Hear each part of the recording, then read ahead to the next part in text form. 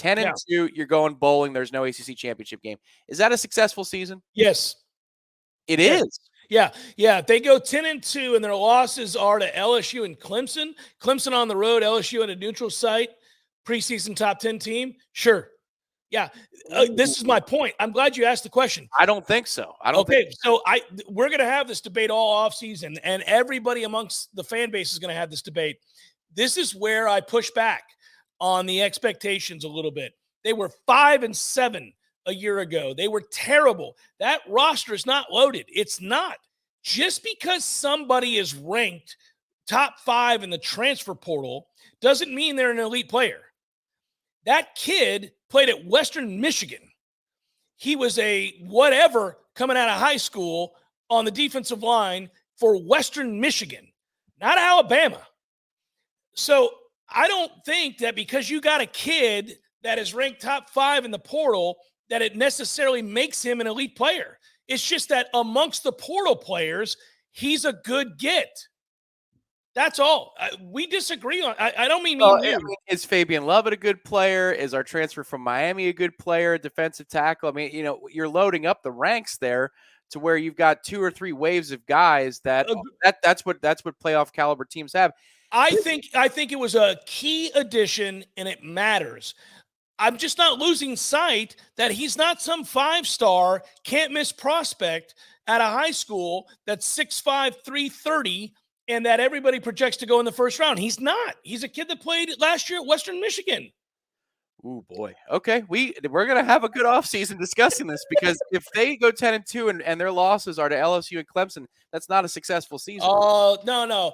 Listen, how they lose matters, Tom. I agree with you. Like, if they go to Clemson, who will be a top 20 team, they've moved on from that bum of a quarterback. They changed their offensive coordinator, and that was a really good hire, unfortunately, in my opinion. If they're humming with really good athletes and you lose on the road at night to Clemson, you're going to be pissed? I'm not going to like it. I'm tired of losing to Clemson.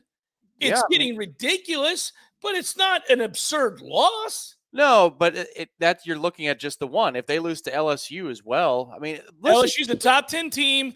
LSU has a bunch of NFL players. Their personnel last year going into the Sugar Bowl, if you will, was better than Florida State's.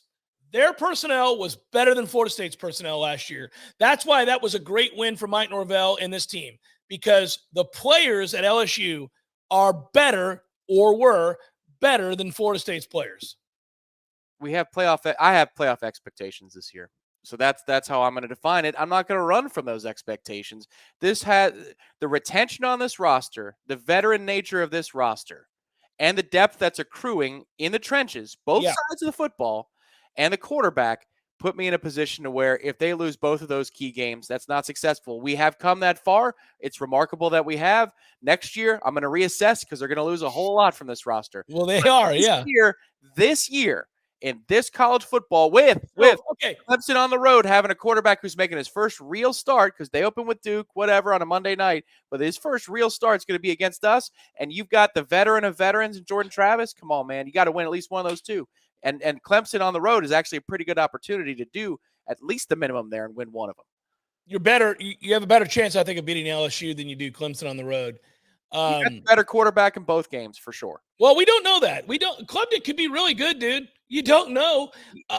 He could be really good with more weapons. But I'm talking, yes, maybe by November, but you're not getting him.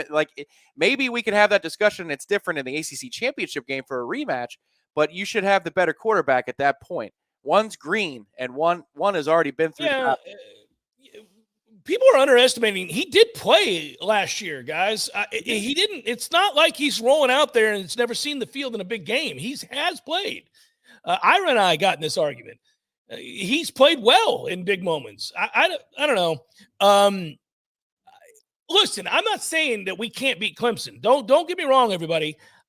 And I'm not saying that you shouldn't load up the car and go to the Clemson game with the expectation that we could win it, because I'm going to that game and so are you.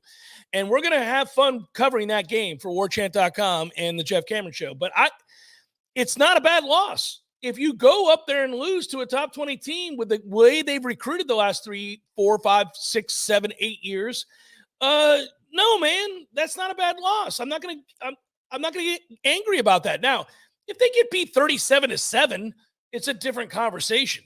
Yeah. If they lose 34-31 and it's a war, you're really gonna be mad about that?